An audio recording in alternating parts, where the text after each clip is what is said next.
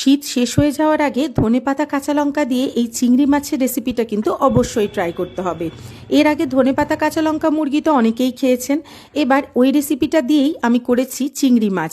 কারণ চিংড়ি মাছ যে কোনো রেসিপিতে দিলে তার কিন্তু একটা দারুণ স্বাদ হয়। তাই সারা বছর ধনেপাতা অ্যাভেলেবেল থাকলেও শীতের ব্যাপারটাই তো আলাদা, তাই না? এখানে ধনেপাতা আর কাঁচা লঙ্কা আমি মিক্সিতে পেস্ট করে নিচ্ছি।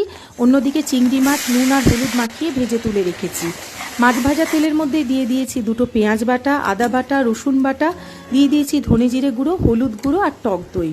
সমস্তটা ভালো করে কষিয়ে নিয়ে ওর মধ্যে একটুখানি জল দিয়ে তারপর শেষে দেব ধনেপাতা আর কাঁচা লঙ্কা বাটাটা। সেটাও ভালো করে কষিয়ে নিয়ে দিয়ে দেবো স্বাদ অনুসারে লবণ আর অল্প একটু চিনি। দিয়ে দেব ভেজে রাখা চিংড়ি মাছগুলো। রান্না শেষ করব লেবুর রস দিয়ে। দুর্দান্ত হয়, গরম ভাতে আর কিচ্ছু লাগে না। বাড়িতে অবশ্যই এই শীতে একবার ট্রাই করবেন ধনেপাতা কাঁচা লঙ্কা চিংড়ি। মুখে কিন্তু স্বাদ লেগে থাকবে। ভালো থাকবেন সবাই, দেখা হচ্ছে নেক্সট ভিডিওতে।